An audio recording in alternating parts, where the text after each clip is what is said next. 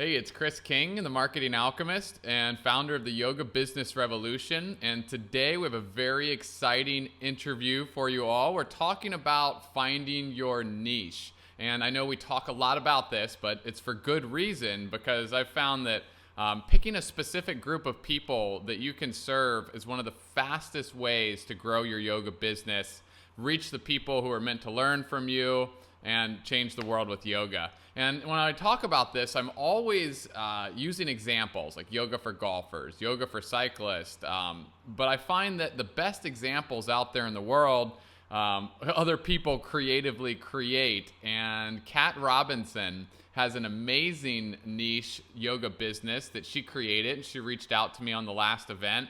And once she told me about her program, I just had to get her on one of these interviews for you because I think it's going to be very inspiring for you. And I know you're going to learn a lot and maybe you might send off some ideas about a great niche you can find. So Kat has started a business called Sewing Yoga. And she has discovered this amazing path after she, had a lot of back pain and neck pain after spending long hours at a sewing machine, and created a yoga specifically for people who sew. She's taught at several national sewing conferences. She's traveled all over the world teaching this stuff.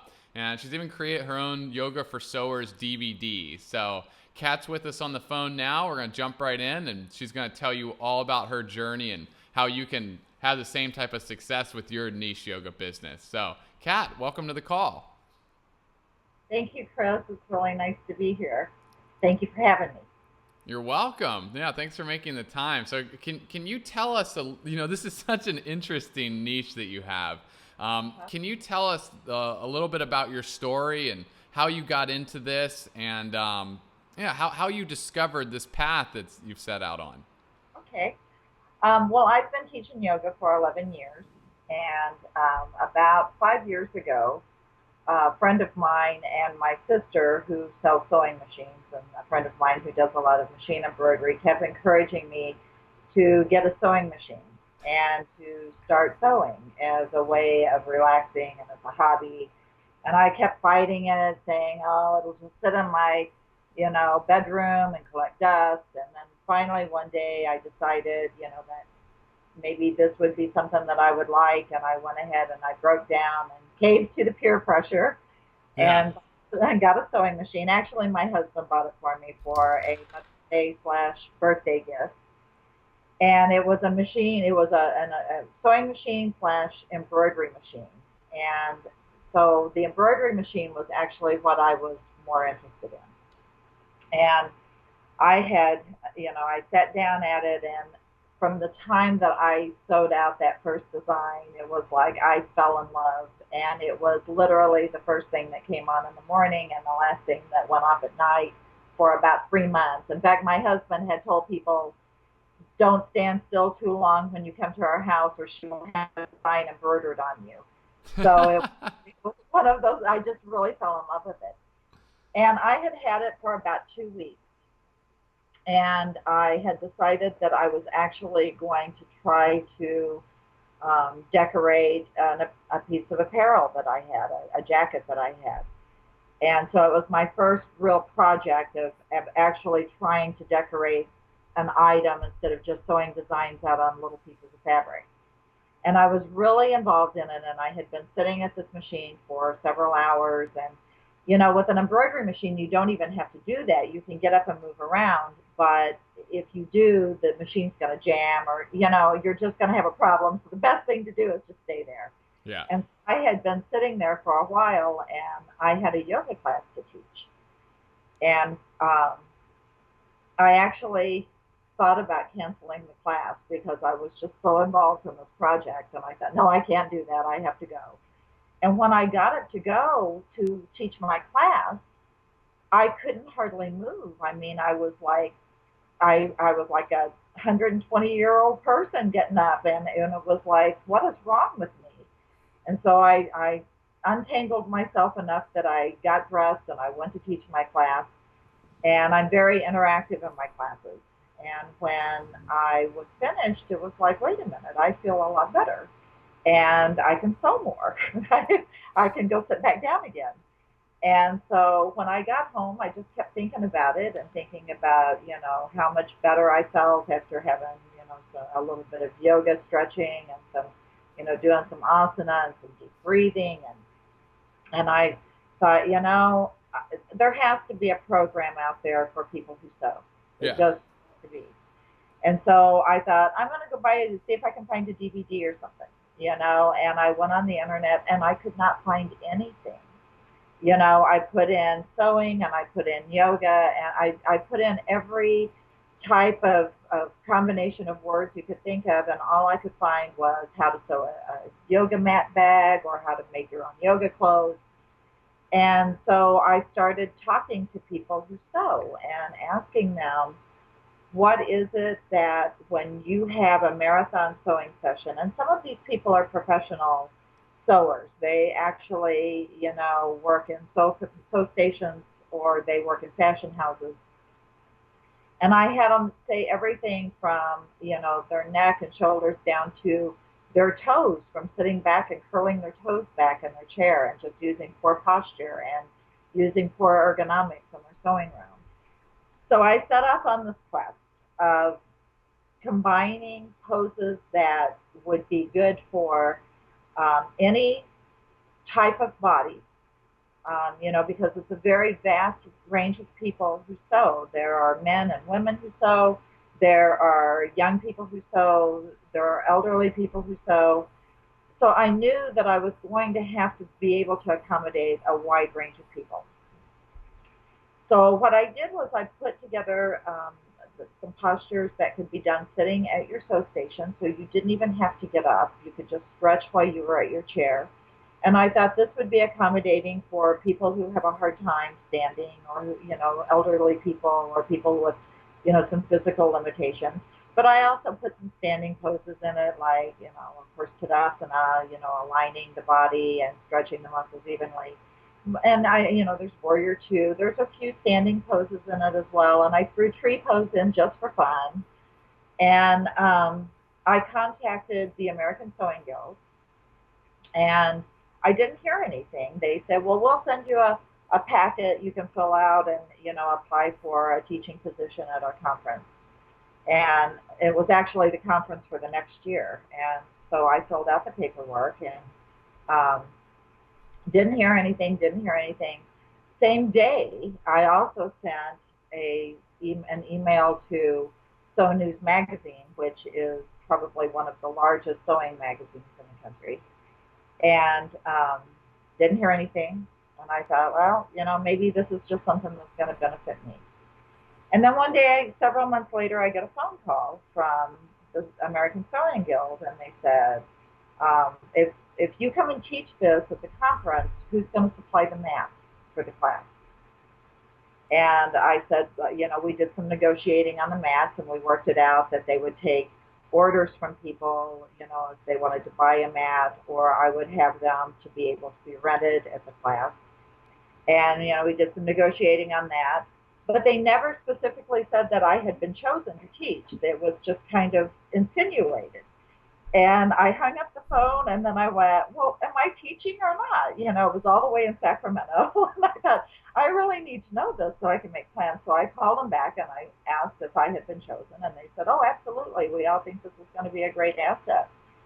And like 3 days later, the same time, I get an email back from Sew News Magazine saying, we would like to run this article in the January edition of the magazine.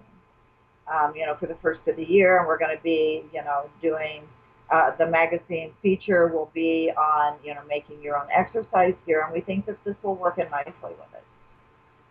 And quite honestly, I expected to hear back from Sew News, that, well, we're sorry, there was just not enough room in the magazine. You have all these things, these monsters that run through your head, thinking, oh, well, they're not really going to go through with this.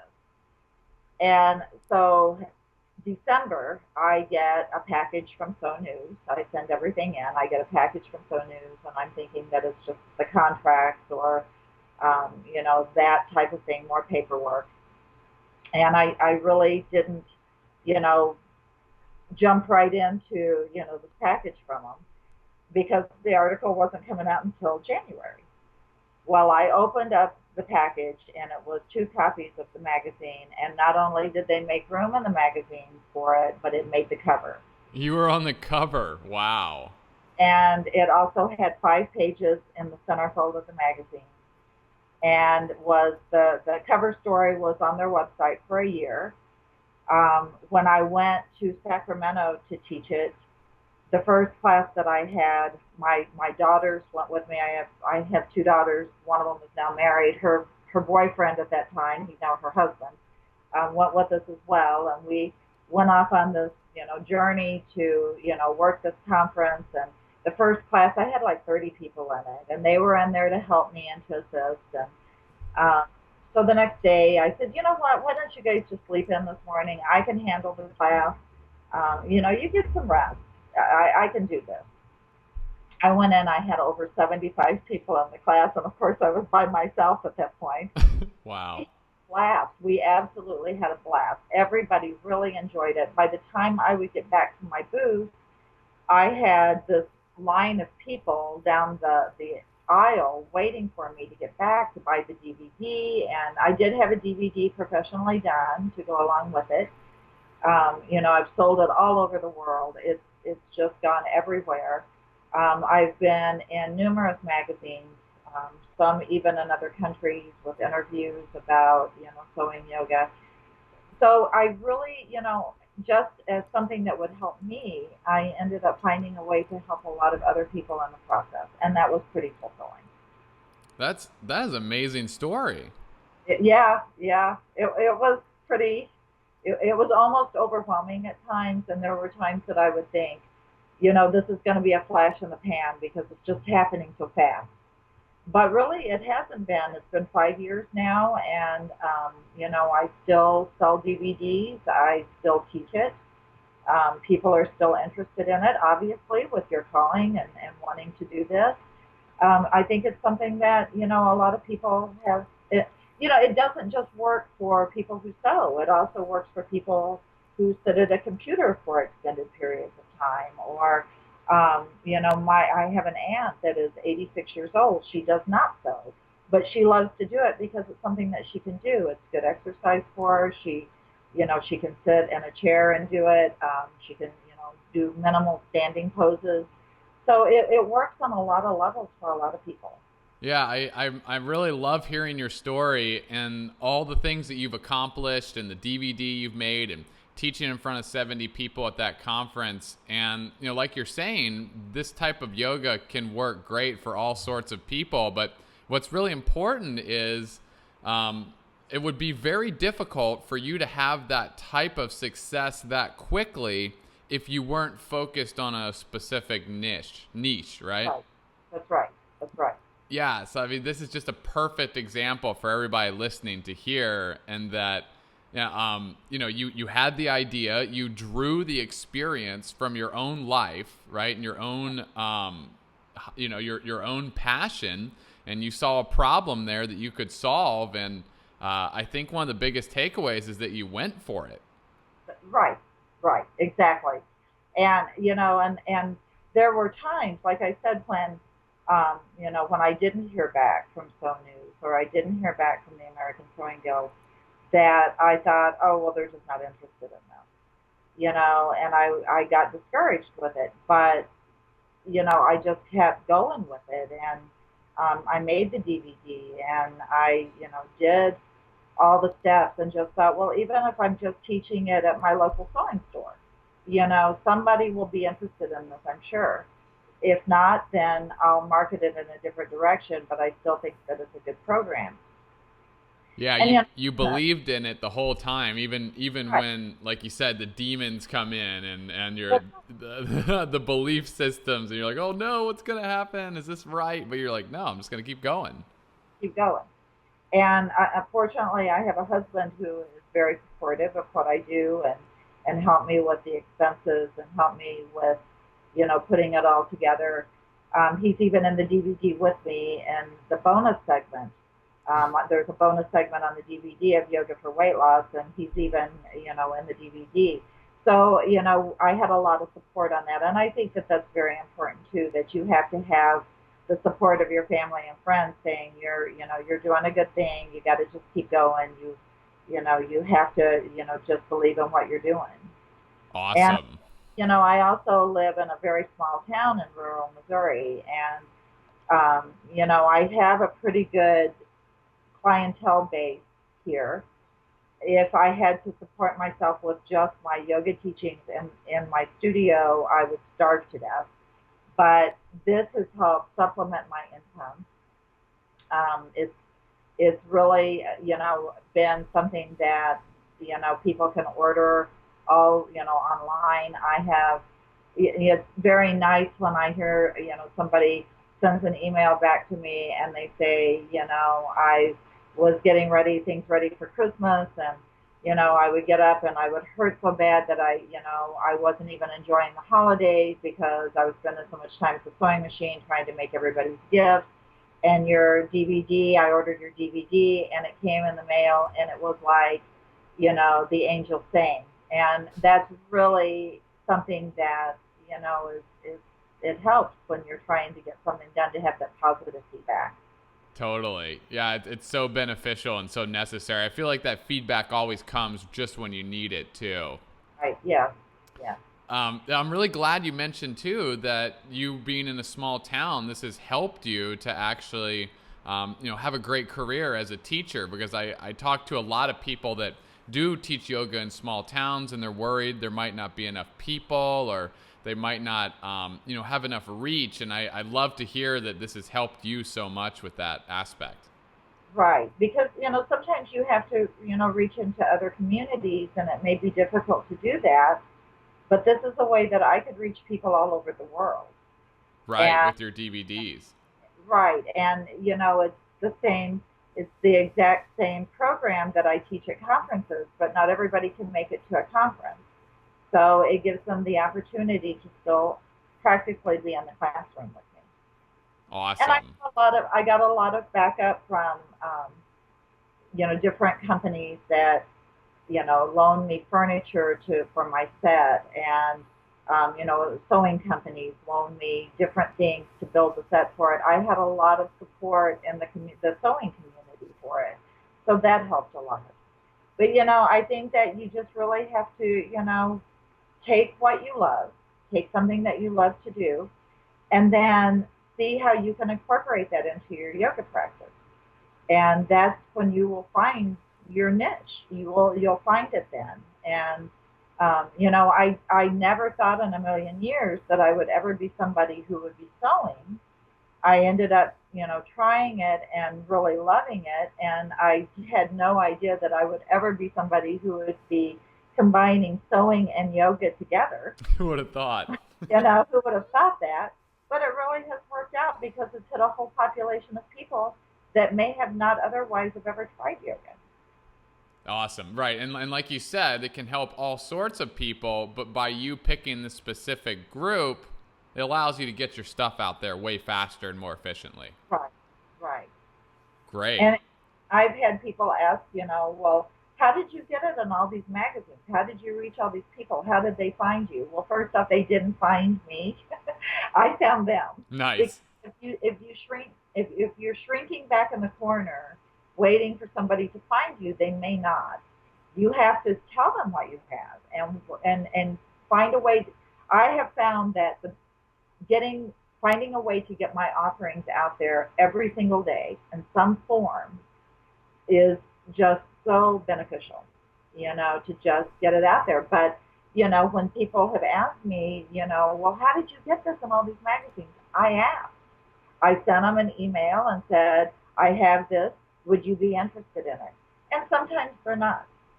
Sometimes they're just not. You just don't hear anything back. But then sometimes they are. And Yeah, you just got to go for it. just got to go for it. You can't be afraid of rejection. You just have to go for it. Because there's going to be some rejection. No, no matter what you do, there's going to be some rejection. But you just have to keep going because for every rejection you get, there's going to be two or three people that are going to say, "Hey, this is great." Yeah. Totally. Well, that is an amazing story, Kat, and you touched on a lot of really important points there that I know can truly help a lot of people while they're finding their niche and putting it out there. Maybe we can just go back real quick and sum up those important points that other people can learn from. Is that cool? Okay. Sure. Yeah, I bet we could pull them out. I mean, one is to find your passion, right? Your passion. That's right. And believe that you can combine those two. It's doable, That's right.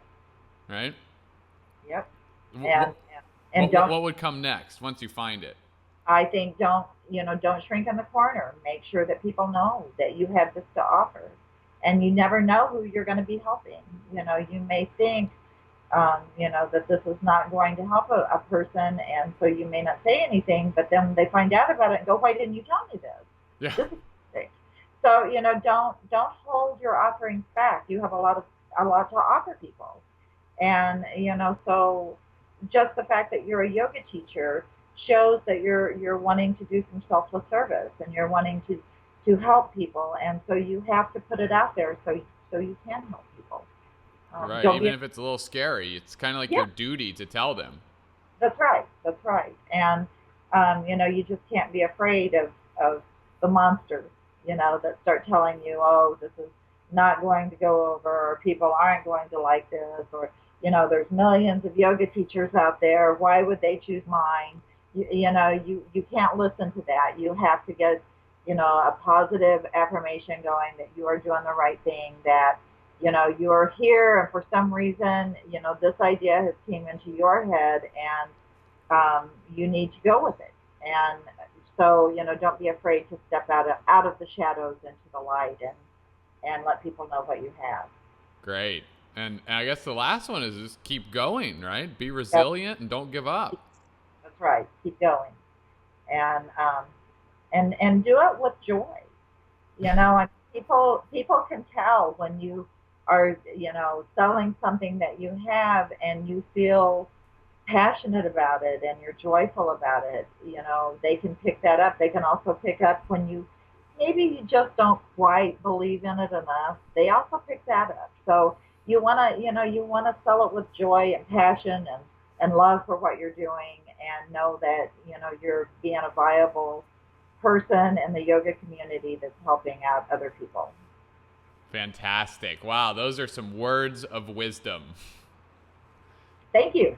Thank you. Great. Well, thanks, Kat. I mean, I really appreciate you being here and sharing your story with us. And I know there are people listening right now that are just feeling totally inspired. And I bet there's some people listening that are thinking, oh, I never thought I can combine my other love in life with my passion for yoga. And I'm sure you've showed a lot of people that they can do it. So thank you. Oh, you're welcome. And and really, yes, look at what you love to do. See what you can find in what you love to do to bring that to a reality. Sewing is just one thing. There are thousands of niches out there that could be filled with yoga. Yeah, it's Uh, unlimited. it's unlimited. The sky is the limit. And this is something that you can hold, classes, specialty classes. You can go to different, say yoga for people who cook, for chefs, and I mean, you can have all kinds of things out there, and things that people would never have thought to put together before. But when you are passionate about what you do, you will find that niche. Awesome. Cool. So we'll post a link below this interview. So anybody who's watching this can go over to your website and see all your stuff, and maybe buy your DVD if they like to sew and do yoga, and just see what you're up to and see that as an example. So thank you. Great. Thank you so much. Oh, and post your comments below this interview too, and tell Kat and I what you thought about this, and if it inspired you, and any aha moments you had. We would love to hear from you, and that's what gets us super excited, is seeing your comments and getting your feedback, and we'd be glad to answer all those comments. Absolutely. Absolutely. Cool. All right, anything before we go, Kat? Just follow your heart, and have fun, and enjoy what you do. And, You know, you're teaching yoga for a purpose, and Yeah. keep in mind that there's a purpose here. Awesome. And keep And keep, going. Never give up. You can do it. never give up. That's right.